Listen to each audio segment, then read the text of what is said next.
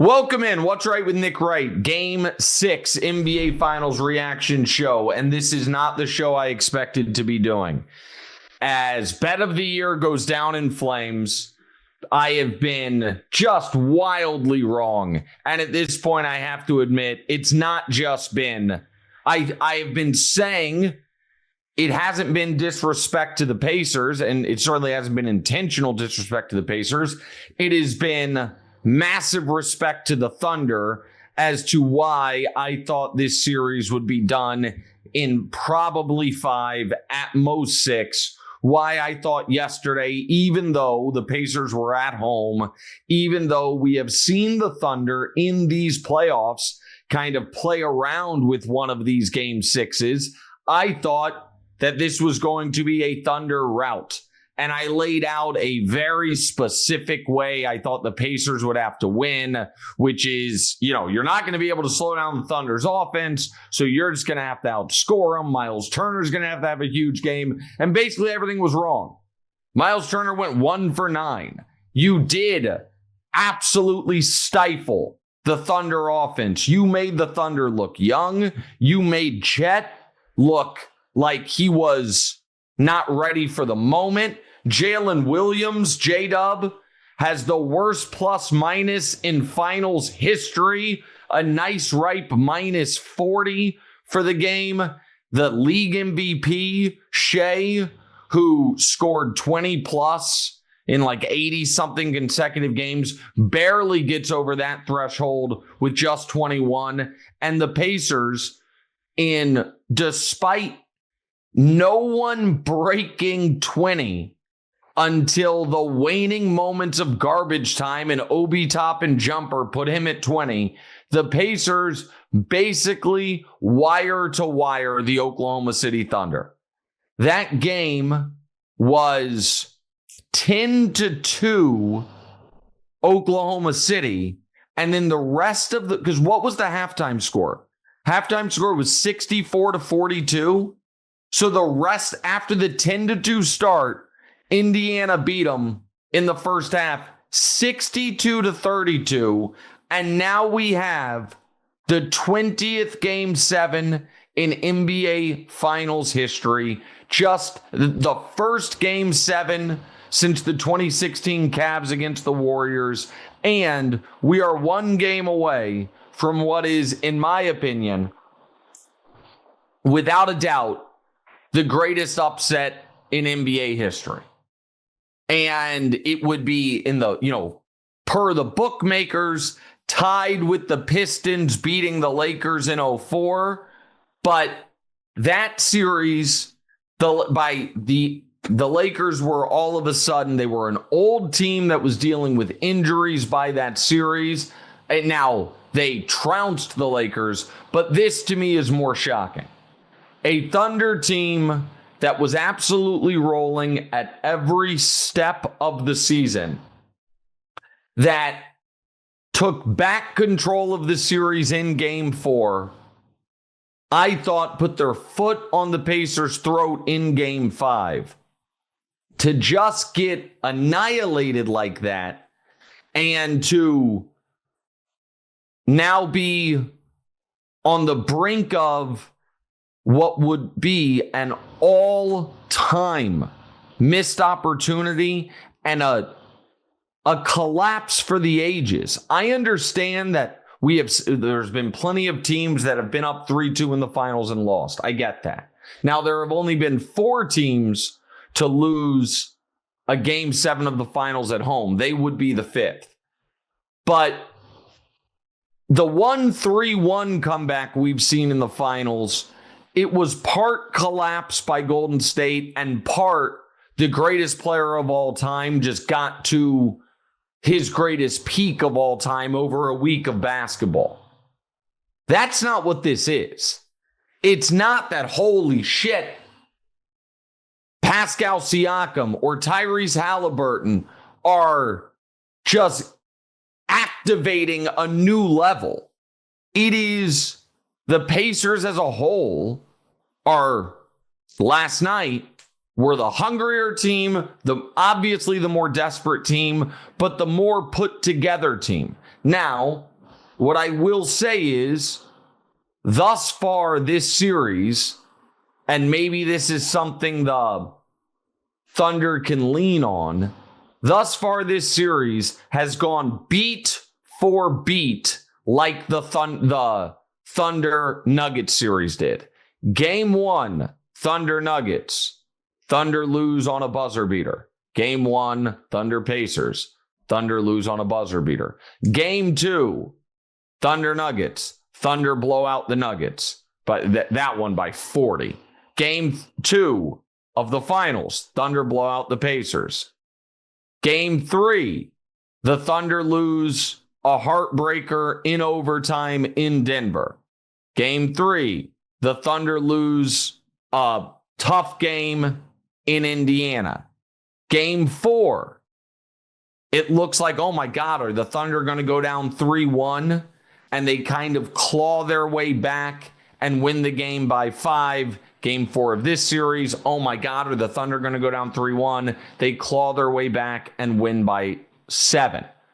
Game 5 of that series, the Thunder win by 7 in round 2. Game 5 of this series, the Thunder win by 11. And then Game 6, the Thunder got blown out in Denver, and not to this degree. And Game 6 of this series, the Thunder got blown out. So they have this exact pacing of a series, and they then came out and beat the Nuggets by 32 points to move on. And you could say, and in that series, one of the Nuggets' key players was dealing with an injury, and Aaron Gordon. And in this series, Tyrese Haliburton's dealing with an injury. He sure didn't look hurt last night. That was the best beginning of a game Haliburton's had all series. He didn't end up having to play huge minutes. And now he's got 2 more days. And all of a sudden, the Thunder have 2 days to think about the fact that, oh my God, whether they were allowing their minds to drift there or not, dynasty was thrown around. Obviously, Shai's place in basketball history was being thrown around. We threw around Jalen Williams, J-Dub, being comped to Scottie Pippen, all of it. And now you go into a game 7 where who on the Thunder is feeling great about how they're playing? I mean, and the Chet thing is, to me, a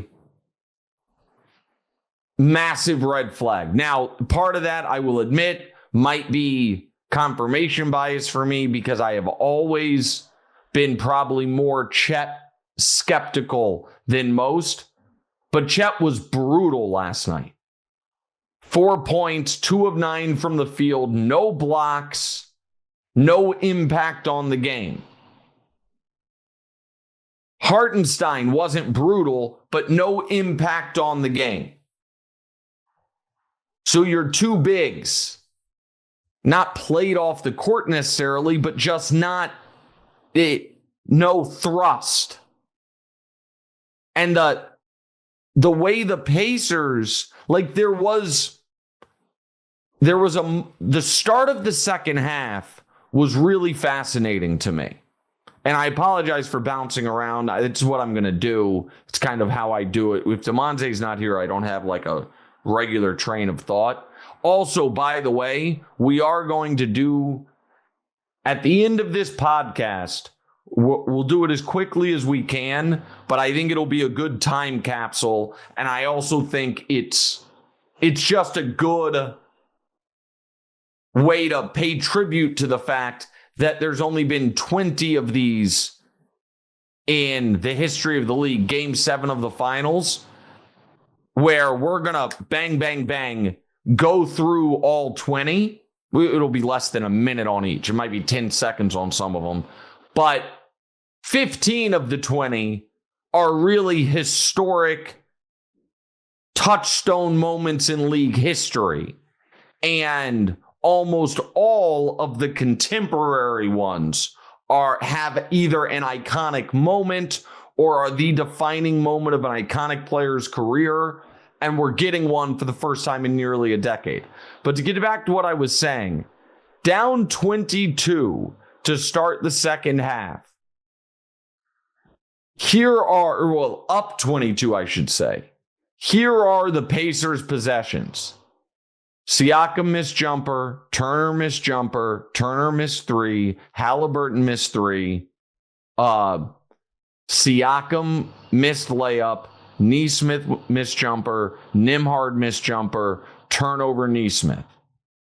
Those opening 4 minutes, the Pacers got nothing at the rim except for Siakam, and he missed.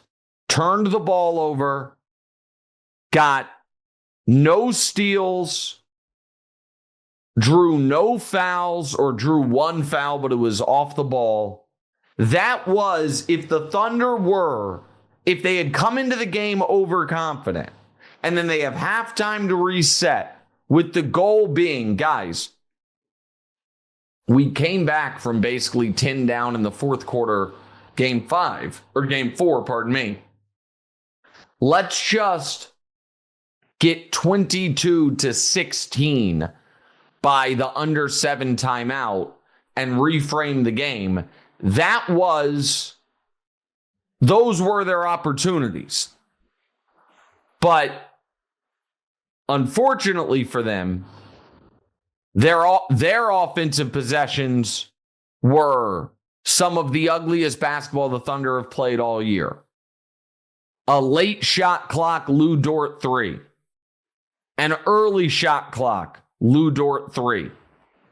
A turnover by Shai. So I guess there was one turnover.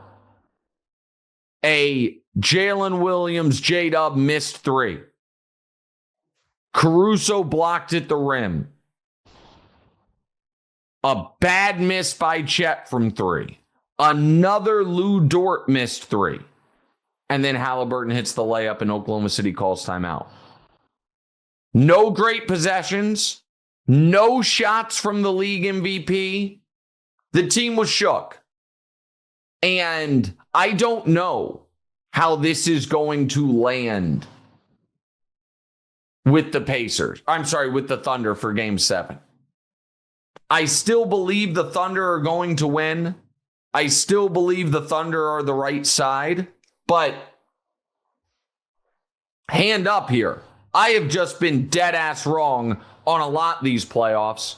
And I have been wildly wrong these NBA finals. And it is just such a unique game where who on the Pacers played a great game.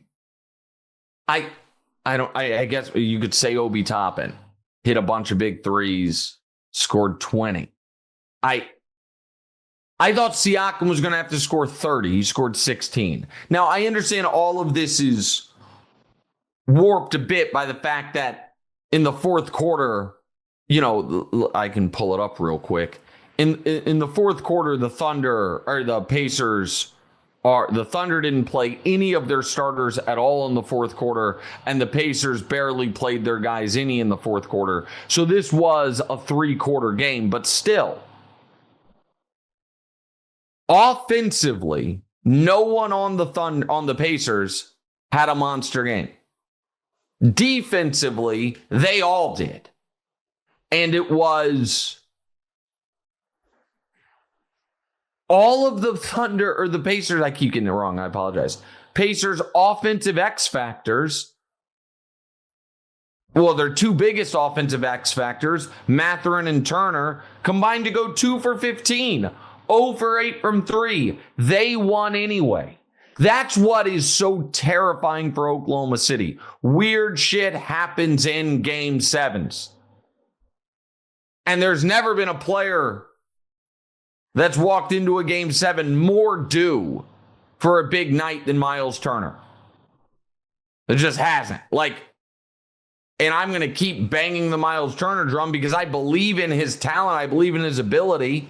And he has been impactful for them defensively and as a rim protector.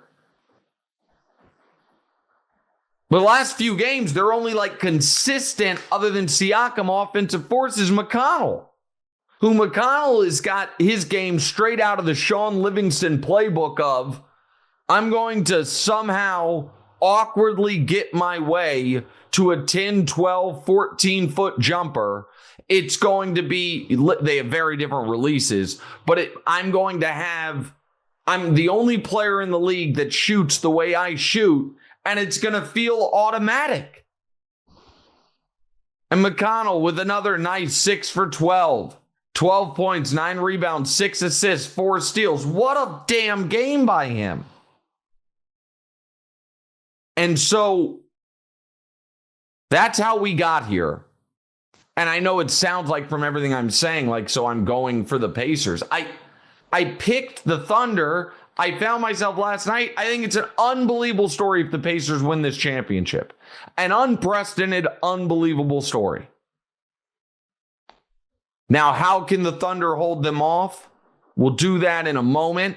But first, from my friends at DraftKings, NBA Finals are here, and Sunday is literally your last chance to bet on the NBA until next season. DraftKings Sportsbook, an official sports betting partner of the NBA, is pulling out all the stops to make this a Finals to remember. One team will be crowned champ, the other lost to history, maybe. Who you got winning it all? Put your hoops expertise to the test. All season long, DraftKings has been the go-to spot for NBA player props, and that doesn't stop now. Who's going to carry their team to the chip? Try placing a bet on your personal MVP to drop 30, 40, over 50. Ready to place your first bet? Download the DraftKings Sportsbook app now, lock in your bets, and finish the season as a winner. Something special for first-timers, new DraftKings customers. Bet $5 to get $300 in bonus bets if your bet wins. Don't miss your last chance to bet on the NBA this season. Download the DraftKings Sportsbook app and use code Wright. That's code Wright for new customers to get $300 in bonus bets if your bet wins. When you bet $5 only on DraftKings, the crown is yours. All right, for the Thunder. Again, this is going to sound surface level, but it's reality. This has to be, Game 7 has to be a game where the discussion on TV Monday morning and afternoon for the Thunder, the discussion is, did SGA just give himself a legitimate claim to best player alive? That's got to be it. And by the way, if you go back, and we're going to do this in longer form in a few minutes, but if we go back through the Game 7s, the guy who, the last, my God, close to 10, when we've walked off the court after that Game 7, for a lot of people, the best player alive's been walking off with the championship. LeBron 16, LeBron 13, Kobe 2010. It was a debate, but he just won back-to-back championships. Now, he wasn't good in that Game 7, but a lot of people obviously believe Kobe was best player alive then. 05, Duncan. 94, Akeem. 88, Magic. 84, Bird. Like, those Game 7s with, and I'm not picking on Kobe, but it was just an outlier where he was 6 of 24. Those Game 7s, the through line has been a guy who either had a stranglehold on best player alive or a guy who was arguably best player alive, he took it. There have been a few great ones where in 2016 and in, I guess you could argue 94 and certainly in 84, where the two guys who were arguing best player alive, Bird, Magic, Akeem, Ewing really wasn't quite that class, but if he had won, maybe we'd been saying it. And then obviously LeBron Curry. It's like, it's levitating above the arena, the figurative title belt. Can you go grab it? Now, that's not the case here because there's no one on the Pacers that if they win, we're like, bam, that guy's the best player in the league. But that's what's in front of Shai. Now, he can't do it on his own. And all year long, as great as he's been, he's never had to do it on his own. But that Thunder defense needs to wake back up. And those Thunder role players, I think J-Dub will be good. Let me say that on the front end. The 40 piece he dropped in game 5, he's going to be back at home. He seems so even keeled. I think he'll be good. I think Shai will be good. I don't know who else is going to be good. And I am interested because this, I think, does tilt things in the Thunder's favor. Refs never want a game 7 to be choppy and a bunch of fouls.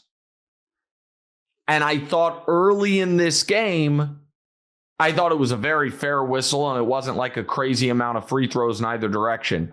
But I thought they made it pretty clear early in this game that they're going to call it maybe a little tighter than the Thunder would like. And I think it impacted Dort and Caruso's ability defensively. And that obviously huge advantage because of that to Indiana. But if the Thunder don't win this championship, I just don't.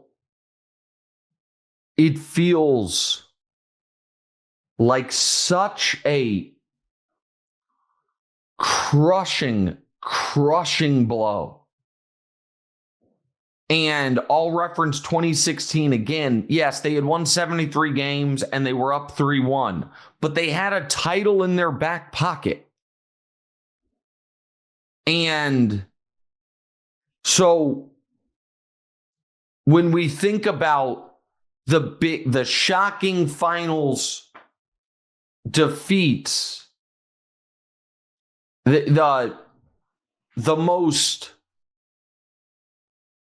crushing finals defeats, 1969 is the answer to that. And more on that game, oddly, in a bit. But Celtics over Lakers in Russell's final game ever. Because it was like, I guess, we're never going to have a better team. We're never going to be better positioned. We're never going to be a bigger favorite. And we still can't get over the hump. Now, that wouldn't be this because the Lakers had lost to the Celtics a half dozen times at that point or close to it. But this can be just a seismic event, or it can be, listen, we got a little ahead of ourselves in game 6. We were a little, thinking about the party and the celebration, and the Pacers said, we're not laying down. And we knew we had that game 7 at home in our back pocket, but man, you better effing win. This would be like another cross sport. one of the biggest upsets in recent Super Bowl history. The Giants in 2007 beating the Patriots. It's unfathomable, but for the most important parties with the Patriots, other than Randy Moss, they had championships already. Or when the Patriots beat the Rams in 2001, the Rams had won the championship 2 years prior. I'm just kind of struggling to find, and I'm sure it exists, but like this level of upset. The Thunder were minus 2,000 to win the title yesterday. They were minus 700 at the start of the series. And they were minus 700 after game 4. I don't know what it does to an organization if they don't win this. Meanwhile, if there has ever been a team that walks into a game 7, as crazy as this sounds, with no pressure, it's the Pacers. I don't know that actually exists, but if it does, this is it. And so I am anxious for the Thunder, and I don't even care. Like, I have no connection or affinity for them. I can't wait to see how Shai handles it.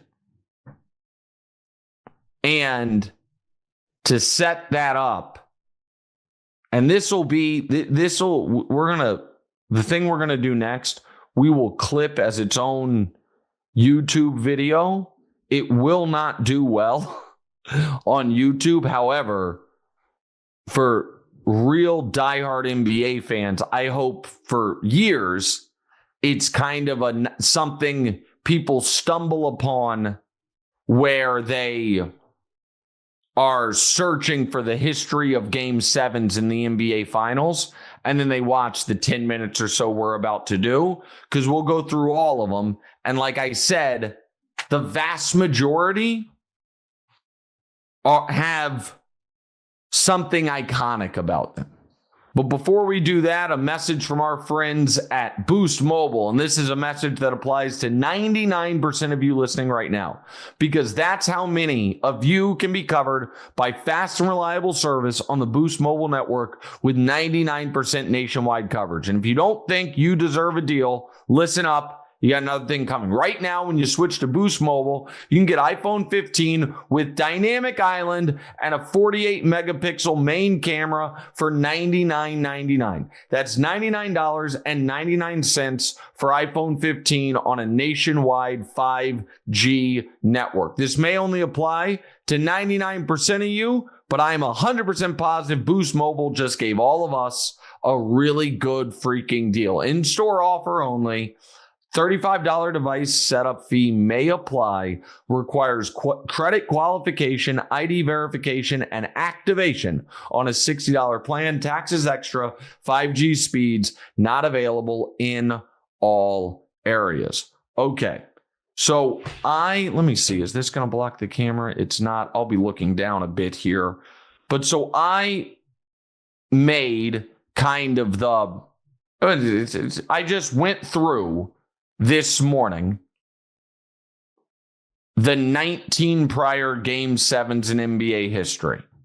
And what's better, if I'm looking over here or looking down? I'll look down, because I obviously I don't have these set to memory with all the details. But here is, to set the table for the 20th Game 7 in NBA Finals history,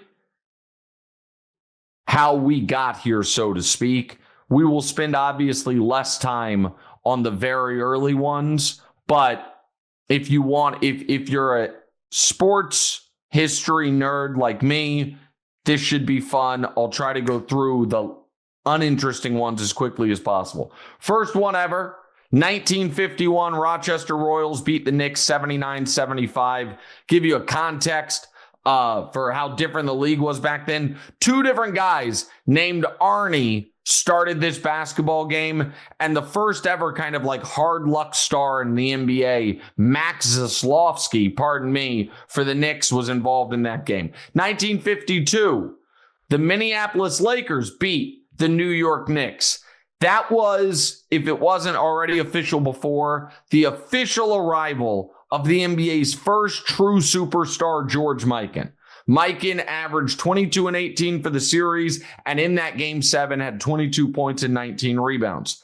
Those same Minneapolis Lakers in 1954 beat the Syracuse Nationals 87-80. That's another Mikan championship, his 5th ring, and the league's first three-peat. And then one last one that is really kind of the BC era of NBA basketball. The 1955 Syracuse Nationals beat the Fort Wayne Pistons 92-91. We don't really have to get into it, but NBA history nerds know this. This might be fun for people who aren't. That game was probably rigged. And I don't mean rigged by the refs. I mean, again, allegedly, possibly, I don't know, who knows. It sure seems like the newspaper writers and the people who covered that game thought Fort Wayne threw the game. Thought they were on the take. And that was at a time when that stuff kind of happened. There's a whole CCNY thing. But so again, those four, you've got the first ever game 7 with Rochester beating New York. You then have kind of the Mikan era. You then have Dolph Schayes and the Syracuse Nationals beating the Fort Wayne Pistons in a game that could not be played in Fort Wayne's arena because Fort Wayne had rented out the arena and the game might have been thrown. Okay, now, not to modern era, obviously, but all of the next handful of game 7s involve one main character, Bill Russell and his Boston Celtics. 1957, the Celtics beat the St. Louis Hawks 125-123 in double overtime. Russell's rookie year. It's Russell versus Robert E. Lee Pettit Jr., which is also known as Bullet Bob Pettit. It's an all-time series. It's an all-time game, and it is the beginning of the Celtics dynasty. A Game 7, double overtime, 2-point victory over the guy a lot of people thought was the best player in the league in Bob Pettit. That's 1957. 1960, the Celtics beat the St. Louis Hawks, same Bob Pettit, 122-103. Bill Russell with a nice, smooth 22-point, 35-rebound performance. For the Celtics, that was their 3rd title and 2nd in a row. 2 years later, and this is going to be a theme, the Boston Celtics beat the Los Angeles Lakers in Game 7 of the finals, 110-107. I would love for the 1962 NBA season to get its own 30 for 30. It has some of the craziest stat lines you will ever see. In the 1962 season is bananas. Just for a little context, because of the speed of the game, so to speak, here were the stat lines of the top 5 not finals, but MVPs. Number 5, Jerry West. He averaged 31, 8, and 5. Number 4, Elgin Baylor. He averaged 38, 19, and 5. However, he didn't play enough games because he was only able to play like on weekends because he was in the military. Number 3, Oscar's triple-double, 31, 13, and 11. Number 2, Wilt's 50-point per game, 49-minute per game season. And the guy who won MVP, Bill Russell, at 19 points, 24 rebounds. That was the season. Now to the 1962 NBA Finals, which was the first ever Celtics over Lakers. It goes to overtime. It's 110-107. In that series, Jerry West averaged 31 and 5. Elgin Baylor averaged 41 and 8. They're up 3-2. In Game 6, up 3-2. Elgin Baylor scored 61 points and they lost. In Game 7, a Lakers role player, Frank Selby, missed kind of a bunny to win in regulation. The Celtics win in overtime despite West having 35 and Elgin having 41. Bill Russell had a nice, tidy 30-point, 40-rebound game. That was the Celtics' 5th title and their 4th straight. 1966, the Celtics in a Game 7 beat the Lakers 95-93. The Lakers are down 16 entering the 4th. They claw back, come just short. Poor Jerry West had 36 and 10. Russell had 25 and 32. That was the Celtics' record that will never be broken. 8th consecutive championship and 9th overall. And then one last time for posterity's sakes, 1969, the Celtics beat the Lakers in a Game 7, 108-106. It is the final game of Bill Russell's career. It is an insane game. Furious fourth quarter comeback that comes up short. For the series, Bill Russell held Wilt Chamberlain to 11 points per game. It was an all-time upset because the Celtics were the 4 seed that year, and that Lakers team was unbelievable. The Lakers owner, Jack Kent Cooke, had put balloons in the rafters to drop when they won the championship. It's the first that which really pissed off Jerry West and made Bill Russell even angrier. Wilt gets dinged up, goes to the bench. They stage a bit of a comeback without him. He's then like, I'm ready to go back in. The coach is like, nope, sit your ass down, Wilt. Don Nelson for the Celtics hits a Haliburton shot. The one against the Knicks. Back rim, up super high in the air, down through. The Celtics win by 2. It's the first road team to win a Game 7. Okay, now we're done with the 50s and 60s. 1, 2, 3, 4, 5, 6, 7, 8, 9. So there have only been 10 Game 7s of the finals that have been played. This will be the 11th since the Celtics dynasty. We'll do the 70s ones quickly because this is the period of the NBA I know the least about because it is the 2 leagues, ABA, all of it. But 1970, everybody knows about this game.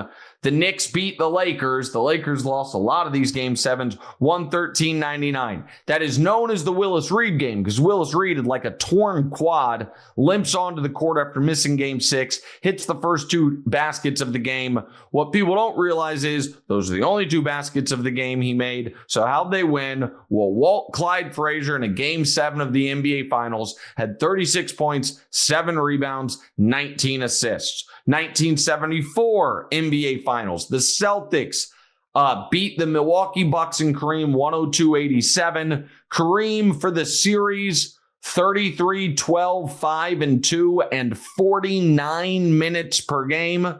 Do the math on that. Pretty unbelievable. It's not enough. The Celtics become the 2nd road team ever to win a Game 7. 1978, Bullets beat the Supersonics. Probably the worst finals MVP decision ever. They gave it to Wes Unseld, who averaged 9 points, 11 rebounds. The story of that is Dennis Johnson, who wasn't the best player on the Sonics, but was important, went 0 for 14 in Game 7. But the Sonics got revenge the next year and won the championship, and they also became the 3rd road team ever to win a Game 7 of the finals. And now we get to ones you guys probably know about. 1984, the Boston Celtics beat the Lakers 111-102 in Game 7 of the finals. Magic had 7 turnovers in that game. They had already started calling him Tragic Johnson, even though he was a 2-time champion leading up to it for turnovers earlier. Larry Bird was outstanding. It was the first Magic Bird finals, and it was the 8th time the Celtics and the Lakers had met in the finals.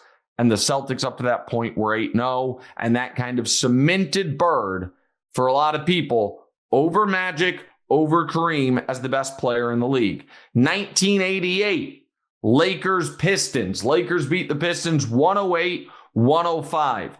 That is on the heels of one of the most famous games in NBA history. Game 6 of those finals, with the Pistons having a chance to close it out and win the championship and deny the Lakers a back-to-back.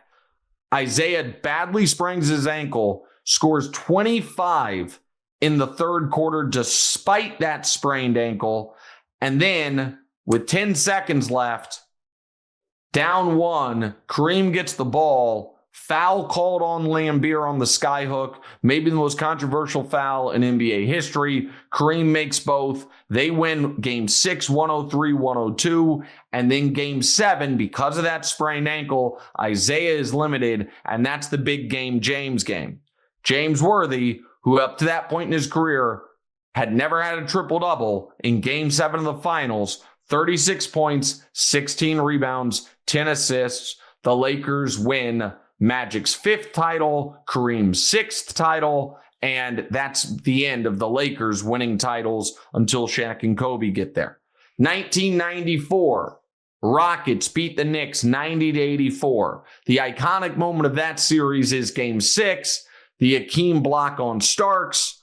Down 2 were the Knicks. Starks shooting a 3. Hakeem gets his fingertips on it. In game 7, Hakeem in a rematch, Hakeem Ewing, 1984 NCAA championship that Georgetown won. Hakeem outscores Ewing in every single game, stifles him, holds Ewing to 17. The Rockets get their first of 2 championships. 2005, Spurs-Pistons. Spurs beat the Pistons 81-74. That series is probably most known for game 5. Down 2, Spurs ball. Pistons leave Robert Horry open. He hits a 3. They go up 3-2. Then in game 7, Duncan leads a furious third quarter comeback. The Pistons are denied back-to-back championships. Duncan gets his 3rd ring. 2010, Celtics-Lakers. An ugly, awesome game. Lakers beat the Celtics 83-79. The Lakers were down 3-2 in the series, blow out the Celtics in game 6. In game 7, one of the oddest games ever. The Lakers have 53 points through 3 quarters. Score 30 in the 4th. Think about that. 53 through 3 quarters, score 30 in the 4th. They're trying to, this is the Celtics had won in 08 with their big 3. The Lakers won in 09 once they got Powell. Now these two teams are playing. Kobe in that game 7 goes 6 for 24, but is huge on the glass. Ron Artest up 3, less than a minute left, takes an ill-advised 3, but he makes it. Despite that, it's still a 2-point game with 10 seconds left. Sasha Vujacic gets fouled, goes to the line. Calmly hits both free throws. Kobe gets ring number 5. The Celtics' big 3 never come actually close again. And then the 2 LeBron ones. 2013, Heat beat the Spurs 95-88. That's the game after the Ray Allen game. LeBron has 37 and 12, including 5 threes after the Spurs have been daring him to shoot threes all series. Chris Bosh and Ray Allen in that game combined for 0 points. 0 points from Bosh and Ray Allen. So how do the Heat win other than LeBron's 37 and 12? Shane Battier off the bench hit 6 threes. Kind of the iconic image of that game. Down 2, Tim Duncan has a little baby hook and then a tip in after he misses both, slams his fist on center court after the Heat call timeout. After the Heat call timeout, LeBron hits a jumper over Kawhi from 19 feet to go up 4 and win the championship. And then 2016, the 4th and last time a road team has won a game 7. You have arguably the most iconic shot in NBA history by Kyrie Irving, inarguably the most iconic defensive play in NBA history by LeBron James, the block on Iguodala. LeBron goes 27, 11, and 11 as the Cavs complete a 3-1 comeback to deny the 73-win Warriors the greatest season in NBA history. Those are the 19. We have, if you just look through them, George Mikan becoming the greatest player in the league through game 7s of the finals.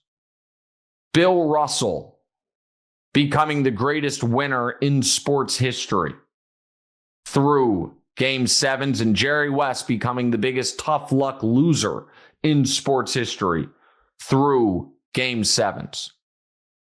We have the iconic Willis Reed game that was actually the Walt Frazier game. We have maybe one of the reasons Kareem left Milwaukee. Does he leave as quickly or as readily if they had won that championship? We have Magic versus Bird. We have Magic versus Isaiah. Ewing versus Akeem.